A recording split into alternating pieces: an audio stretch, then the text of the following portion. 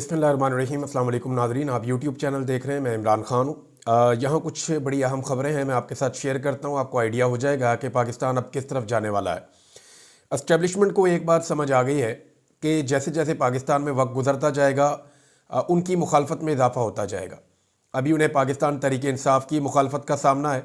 कुछ हद तक फजल रहमान साहब मुखालफत करते हैं, कुछ लोग ढके छुपे अंदाज में मुखालफत करते हैं, और बहुत सारी इलाकाई जमातें, बहुत सारे ग्रुप्स जो हैं वो एस्टेब्लिशमेंट को पाकिस्तान के मसाइल के लिए ज़िम्मेदार समझते हैं। हमने गुज़िश्ता दिनों एक सर्वे करवाया था जिसमें ये सवाल रखा था कि आप पाकिस्तान के मौजूदा हालात के लिए किसको ज़िम्मेदार समझते हैं, सियासतदानों को या एस्टेब्लिशमेंट को। हैरान कुन तौर पे आज से 2-3 साल पहले तक जो एस्टेब्लिशमेंट अवाम में खासी पॉपुलर थी उसके खिलाफ 95% वोट आए और सिर्फ 5% लोग सियासतदानों को मौजूदा पाकिस्तानी हालात के लिए ज़िम्मेदार समझते हैं। हालांकि सियासतदानों में नवाज शरीफ हैं, इमरान खान हैं, जरदारी हैं, मरियम हैं, बिलावल हैं, शहबाज शरीफ हैं, मौलाना फजल रहमान हैं, MKM के लोग हैं। तो सियासतदानों से लोग बहुत नफरत करते हैं, लेकिन फिर भी 5% सियासतदानों को ज़िम्मेदार समझा जाता है पाकिस्तान में, और 95% जो मैंने एक्स के ऊपर एक सर्वे करवाया उसके मुताबिक लोग एस्टेब्लिशमेंट को पाकिस्तान के मौजूदा हालात के लिए ज़िम्मेदार समझते हैं। इन चीज़ों को देखते हुए मौजूदा हुकूमत क्योंकि कठपुतली हुकूमत है और ये जाली फार्म 47 के तहत लाकर बिठाई गई है, तो एस्टेब्लिशमेंट इनसे कोई भी कानून पास करवा सकती है। ये सहूलत एस्टेब्लिशमेंट को महदूद मुद्दत के लिए मुयस्सर है और वो ऐसे कानून अब बना रही है ताकि मुस्तकबिल में तमाम लोगों को कंट्रोल किया जा सके। फ़र्ज़ करें कल को मुल्क में इमरजेंसी लग जाती है, या कोई कौमी हुकूमत बना दी जाती है, या कोई टेक्नोक्रेट हुकूमत लाई जाती है, या कोई और हुकूमत मिली जुली सरकार लाई जाती है, तो ये जो कवानीन अब बनवाए जा रहे हैं इनके ऊपर फिर कोई उंगली नहीं उठा सकेगा। सवाए पाकिस्तान तहरीक इंसाफ के कोई कुछ नहीं कह सकेगा इन कवानीन के हवाले से। देखिए, मैं हमेशा से इस बात के हक में रहा हूं कि सख्त कवानीन मीडिया के हवाले से बनने चाहिए, लेकिन वो सबके लिए होने चाहिए। मैंने कभी पीका कानून की मुखालफत नहीं की। मैं ये कहता हूं कि जितने मर्जी सख्त कवानीन बनाएं, जितना मर्जी सख्त क्राइटेरिया रखें, लेकिन कवानीन का इस्तेमाल दुरुस्त होना चाहिए। ये नहीं होना चाहिए कि उसमें पिक एंड चूज हो, इसको फंसाओ और इसको छोड़ दो। मिसाल के तौर पे हामिद मीर साहब ने एक बड़ी ज़बरदस्त मिसाल दी है, क्योंकि अभी जो पीका कानून आया है ये तो ऐसा लगता है कि काला कानून ही बन गया है, क्योंकि जिस तरीके से इसका इस्तेमाल किया जा रहा है इसकी एक मिसाल मैं अभी आपको पढ़ के भी सुनाता हूँ। अब हामिद मीर साहब ने कहा फेक न्यूज़ क्या है। मुतीउल्लाह जान को गिरफ्तार किया गया, पहले इल्ज़ाम लगाया गया इसने पुलिस पे गाड़ी चढ़ा दी, फिर इल्ज़ाम लगाया मुतीउल्लाह जान की तलाशी ली तो उसके अंदर से मंशियात निकल आई, फिर इल्ज़ाम लगाया कि मुतीउल्लाह जान नशे में था। अब ये सारी चीज़ें फेक न्यूज़ नहीं है तो और क्या है। आप मिसाल के तौर पे देख लें कि मोटरवे पुलिस ने क्या कहा था। उन्होंने कहा था जी मुरम्मत के लिए मोटरवे बंद कर रहे हैं, जब पाकिस्तान तहरीक इंसाफ ने एक लॉन्ग मार्च करना था। तो क्या वो फेक न्यूज़ नहीं थी जिसको फैलाया गया। अभी जियो न्यूज़ ने एक फेक न्यूज़ फैलाई, वहाँ से शुरू की, मैं भी उसके चक्कर में आ गया। मैंने कहा इतना बड़ा चैनल है, ठीक बात कर रहा होगा कि बिलावल को अमेरिका से दावतनामा आ गया और वो ट्रंप की जो सदारत की हलफ बर्दारी की तकरीब है उसके अंदर शामिल होने जा रहा है। बाद में पता चला कि वो खबर भी झूठी निकली। हालांकि पीपल्स पार्टी वाले बड़ी देर तक उस खबर को अपने दिल के साथ लगाकर बैठे रहे। अब मामला ये है कि ये जो कानून बन रहा है ये तो खालिसतन ऐसा लगता है कि आज़ादी इजहार राय का गला घूंटने के लिए बन रहा है। ये भी हम बर्दाश्त कर लेंगे, कोई मसला नहीं है, लेकिन सबके ऊपर इंप्लीमेंट होना चाहिए। अब ये मैं मिसाल के तौर पर मैं अपनी मिसाल आपके सामने रख देता हूं ना। सबसे आसान तो ये जो मेरे साथ हुआ, अभी 2 मुकदमे मेरे ऊपर दर्ज किए गए हैं और दोनों दफा क्या किया गया है, मैंने ट्वीट कुछ और लिखी, उस ट्वीट को बदल के उसके अंदर अल्फाज की तरमीम करके नए अल्फाज उसके अंदर शामिल करके और मेरे ऊपर मुकदमा दर्ज करवा दिया। अब मुझे बताएं ये फेक न्यूज़ नहीं है तो और क्या है। यानी मैंने जो बात कही नहीं, मैंने जो बात लिखी नहीं, मैंने जो बात ट्वीट नहीं की, वो बात मेरे खाते में डाल के मेरे पे मुकदमा करवा दिया।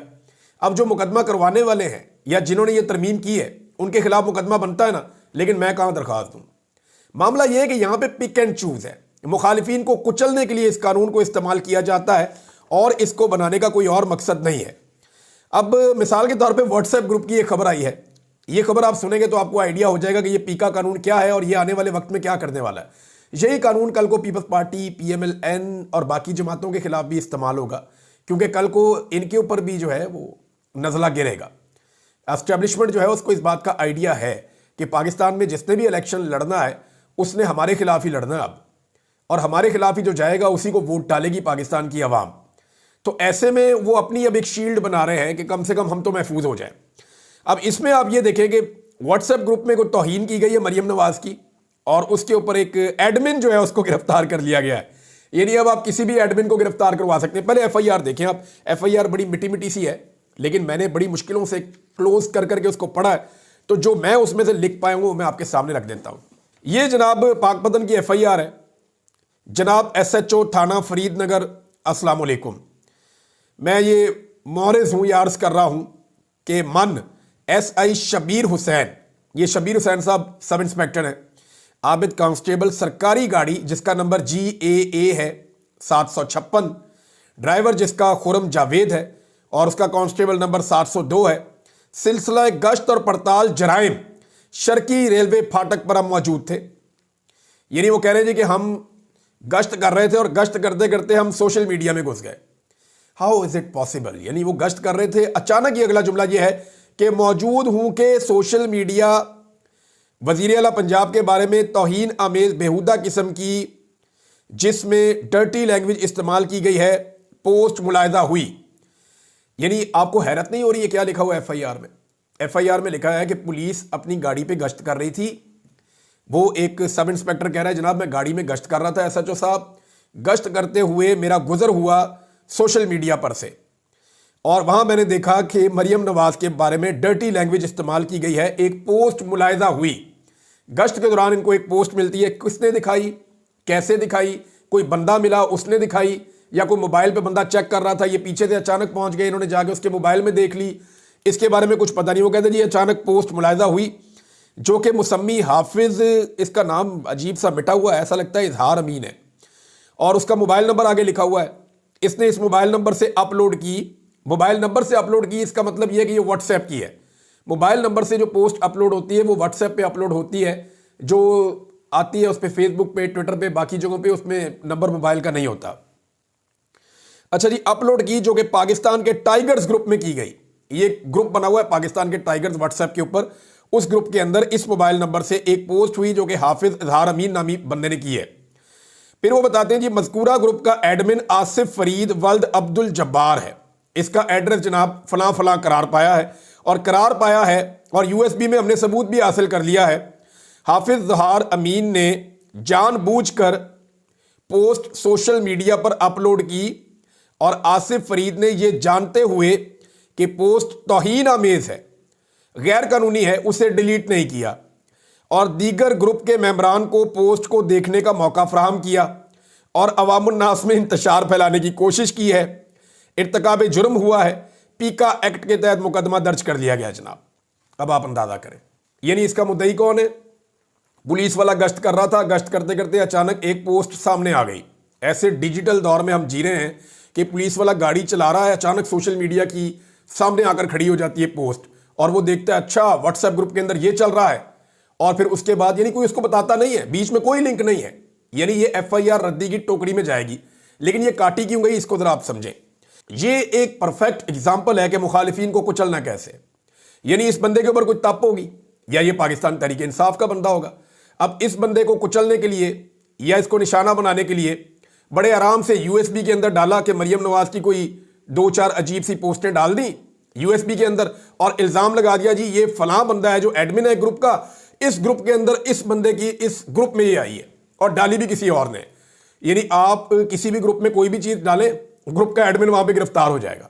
कितना आसान है, ग्रुप के अंदर कोई भी चीज डालें और ग्रुप का एडमिन गिरफ्तार, कि जनाब उसने चाहे देखी भी ना हो पोस्ट, उसको पता भी ना हो, वो बेचारा कहीं अस्पताल में पड़ा हो, या वो कहीं बेचारा एतकाफ में बैठा हुआ है, फर्ज करें, ग्रुप एडमिन और मोबाइल उसके बाद है ही नहीं, पीछे से कोई और बंदा बीच में पोस्टें डाली जा रहा है, वो ईद वाले दिन गिरफ्तार हो जाएगा। वो इसलिए गिरफ्तार हो जाएगा कि उसने डिलीट नहीं की। तो ये जनाब एक एफआईआर की गई है। अब मुखालिफिन को कैसे कुचला जाएगा इसका आप अंदाजा लगा सकते हैं।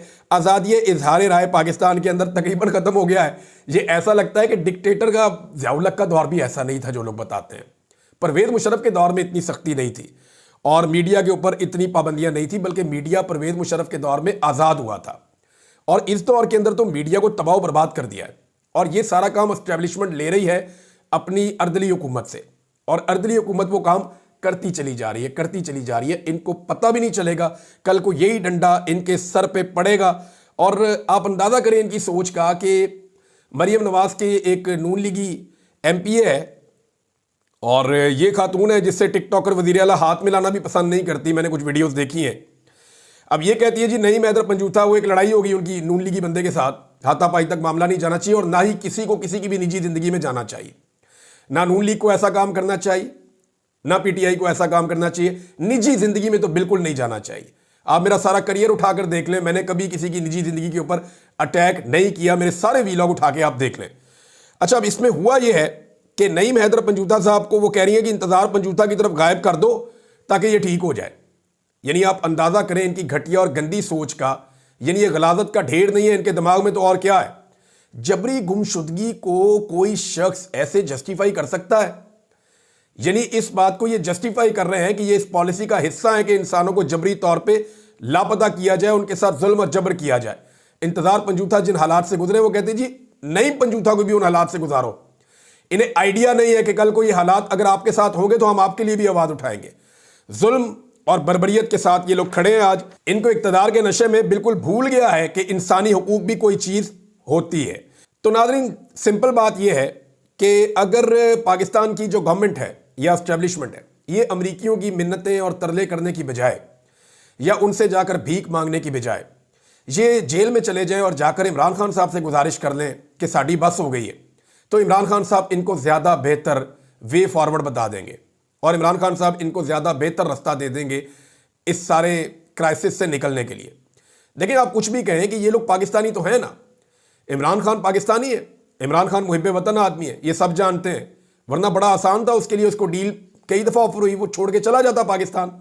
वो पाकिस्तान की खातिर पाकिस्तान को छोड़कर नहीं जा रहा। वो कहता है मेरा घर है, मैं छोड़कर नहीं जाऊंगा। इमरान खान के पास जाओ, इमरान खान से मांगो, वो आपको दे भी देगा और आपको शर्मिंदा भी नहीं करेगा। लेकिन अगर आप अमेरिकन से मांगोगे, गैर मुल्कियों से मांगोगे, गैरों से मांगोगे, तो वो आपके साथ सौदा करेंगे।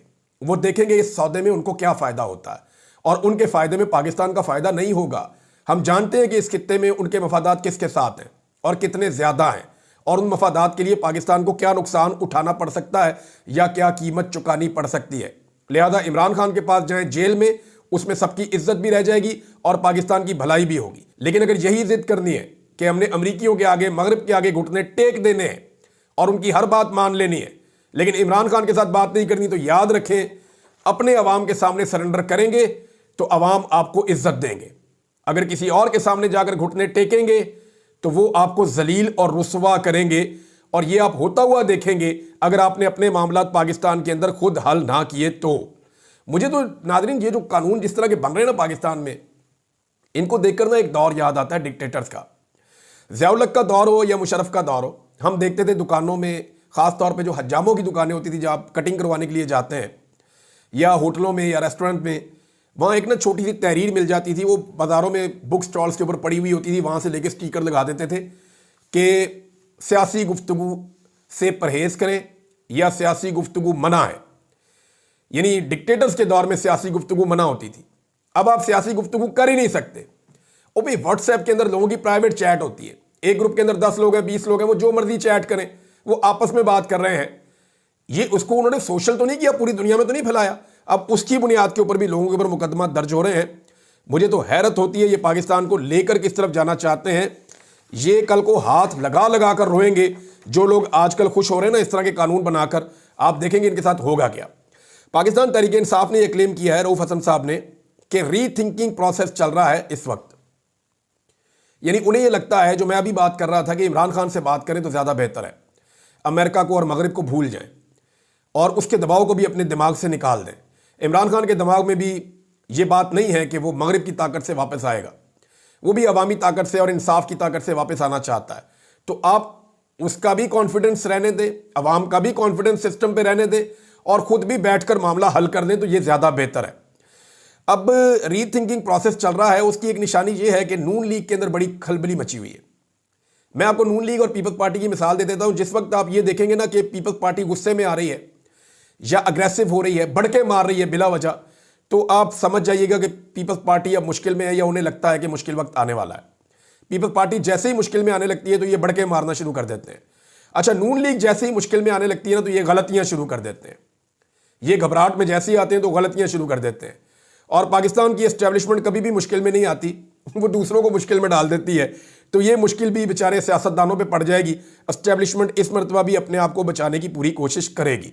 नाज़रीन, 26वीं आईनी तरमीम का मामला जो है वो इस वक्त सुप्रीम कोर्ट ऑफ पाकिस्तान में है, लेकिन आईनी बेंच के सामने इस मामले को जब लगाया गया तो उस पर बहुत सारे तहफ़्फ़ुज़ात हैं।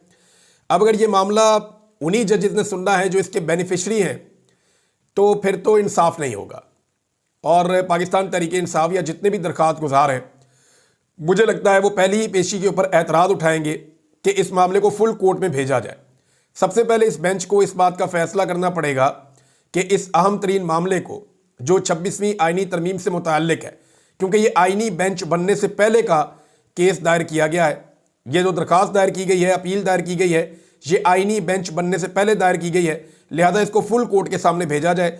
ये मुतालबा इतने ज़ोरदार तरीके से आएगा और इतने ज़ोरदार तरीके से पूरे मुल्क में होगा कि ये मुश्किल हो जाएगा कि आईनी बेंच ही इस मामले को सुने। अब देखते हैं होता क्या है, लेकिन 26वीं आईनी तरमीम के नतीजे में जिस तरह से जजों को लगाया जा रहा है ना, अब मुझे ऐसा लगता है कि या तो कोई इनकलाब ही आएगा और इन जजेस को भी पीसीओ जजेस की तरह फारिग करना पड़ेगा, वरना अदलिया का हुलिया जितना बिगाड़ रहे हैं ना ये पूरा निज़ाम मिलके, वो ऐसा लगता है कि अगले 15 से 20 साल तक के लिए इन चीज़ों से या इन तैनातियों से अदलिया के ऊपर बड़े गहरे असरात होंगे। अब सिंध हाई कोर्ट के अंदर और इस्लामाबाद हाई कोर्ट के अंदर जो जजेस लगाए गए हैं उनके ऊपर सवालात उठ रहे हैं। अब पीपल्स पार्टी की तरफ से एक जज ने इलेक्शन लड़ा हुआ है सिंध में जो लगाए गए हैं, ये उमर दराज गोंदल साहब खबर दे रहे थे। उन्होंने ये भी बताया कि एक मुस्लिम लीग नून के रहनुमा है, उनका बेटा भी एक जो है वो जज लगा दिया गया है सिंध हाई कोर्ट में।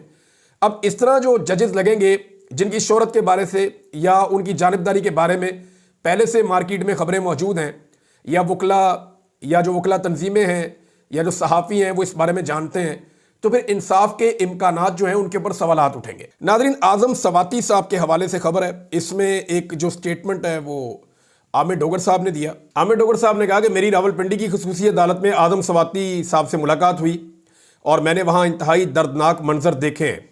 जो हमारे कारकुनों के साथ हो रहा है ऐसा जंगी कैदियों के साथ भी नहीं किया जाता। आज़म सवाती साहब जो हैं वो कई महीनों से जेल में कैद है, उनका अभी थोड़े दिनों में दोबारा केस लगने वाला है। पाकिस्तान तहरीक इंसाफ के रहनुमा वहाँ पे ज़्यादा जाते भी नहीं हैं उनको सपोर्ट करने के लिए, हालांकि वो एक बुजुर्ग रहनुमा है, उन्होंने इस उम्र के अंदर बहुत कुर्बानी दी है। लेकिन आज़म सवाती साहब के साथ हुआ क्या, ये आज़म सवाती साहब भी अच्छी तरह जानते हैं और इमरान खान साहब भी अच्छी तरह जानते हैं। वक्त आने पे ये सारी चीज़ें खुल जाएंगी। मैं सिर्फ इतना आपको कह दूँ आज़म सवाती साहब के बारे में कि अपने ही गिराते हैं नशे मन पे बिजलियाँ। ये बात अगर किसी पे आज की तारीख में सच्ची और सही साबित हो रही है तो वो जनाब आज़म सवाती साहब हैं। मुस्लिम लीग नून के सहाफ़ी हों या बाकी लोग हों, वो भी अब ये मानना शुरू हो गए हैं रफ्ता रफ्ता कि ये जो कुछ भी हुआ है अलकादर यूनिवर्सिटी केस में, ये केस अब हाई कोर्ट के अंदर टिकेगा नहीं। सारा का सारा इन्हिसार इस बात पे है कि मलिक रियाज की गवाही आ जाए। मलिक रियाज ने बिल्कुल कैटेगोरिकली कह दिया है कि वो किसी किस्म की गवाही नहीं देंगे। अब पाकिस्तान में पहली मरतबा रियासत ने मलिक रियाज के ऊपर अटैक किया है। मेरे चंद सवालात हैं कि मलिक रियाज करप्ट हैं, बेईमान हैं, इसके बारे में रियासत को अभी पता चला जब उसने इमरान खान के खिलाफ गवाही नहीं दी। जब मलिक रियाज ने जरदारी के खिलाफ गवाही देने से इनकार किया तब रियासत को नहीं पता चला। जब मलिक रियाज ने नवाज शरीफ के खिलाफ और बाकी लोगों के खिलाफ गवाही देने से इनकार किया रियासत को तब पता नहीं चला। जब मलिक रियाज के पास से रिटायर्ड जर्नैल नौकरियां करने जाते थे, रिटायर्ड ब्यूरोक्रेट नौकरियां करने जाते थे, तब रियासत को पता नहीं चला। जब मलिक रियाज कई कई मिनट के इश्तिहारात टीवी चैनल्स को दे रहा था तब रियासत को पता नहीं चला।